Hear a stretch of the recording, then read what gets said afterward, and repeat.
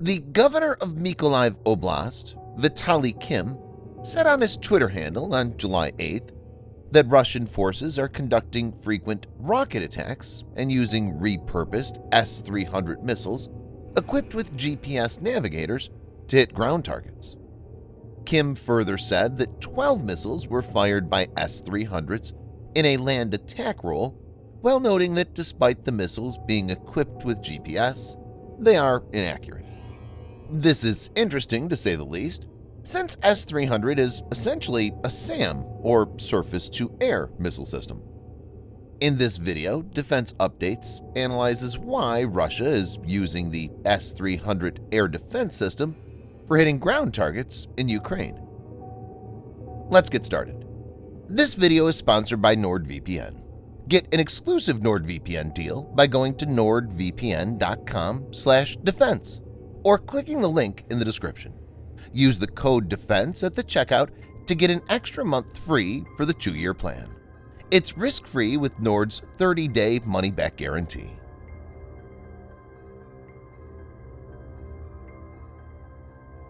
S-300 is a long-range, anti-access area denial system designed to protect against aerial threats. The surveillance radar of the S-300 can track objects over a range of 300 kilometers, or around 185 miles. The system has additional target acquisition radars and uses multiple missiles to cover its strike envelope, which includes short-range 9M96E, 40 kilometers or 25 miles, medium-range 9M96E2, 120 kilometers or 75 miles, and long-range 48N6, 250 kilometers or 155 miles. Each S-300 consists of a number of transporter erector launchers, TELs, and each TEL has 4 launch tubes. In a standard configuration, a single battery has 4 TELs, but there could be up to 16 TELs per battery. So depending on the number of TELs commanded by the S-300, it can launch up to 16 times 4, that's 64 missiles simultaneously. The system is thought to be able to resist electronic jamming attacks.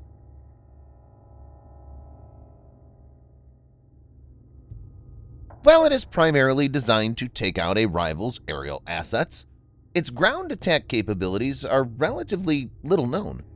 Though the system is capable of surface-to-surface strikes, it's not much talked about.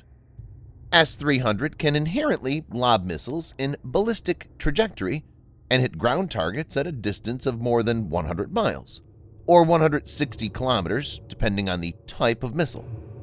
The main issue is accuracy, but this problem didn't receive much attention since Russia has a plethora of land attack options. As the war in Ukraine drags on, the Russians have retrofitted the S-300 system, including a certain percentage of the missiles in its inventory with the satellite guidance system.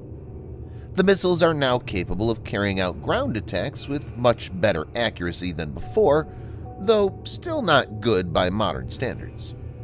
GPS coordinates can be set before launch, updated using a radio link, and the missile can use semi-active radar homing in the terminal phase.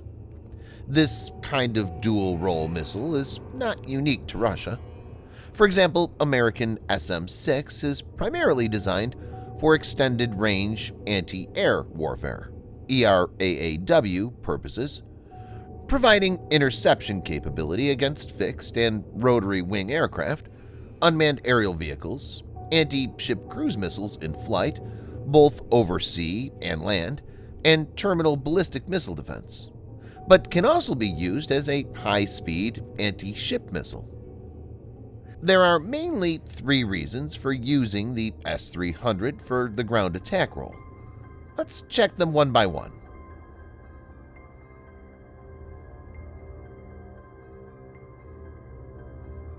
Initially, many strategists, including non-Russians, thought that Russian forces would overrun Ukraine in a few weeks. But obviously this has not played out like that.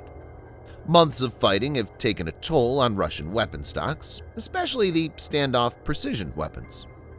Reports have emerged that due to the lack of Caliber series land attack missiles, Russia is using Kh-22 and Kh-32 anti-ship missiles for attacking targets on land.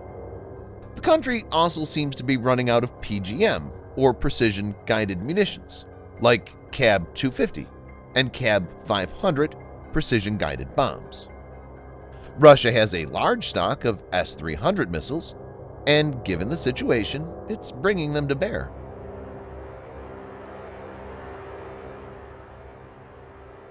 S-300 missiles can travel at a speed of Mach 6, which is 6 times the speed of sound. Caliber series missiles have a subsonic speed, with some variants being able to reach Mach 3 in the terminal phase. Deploying precision-guided munition like CAB-250 or CAB-500 is fraught with risk, since the Russian Air Force has not gained air superiority over Ukraine. So it makes sense to use S-300 missiles against time-sensitive targets.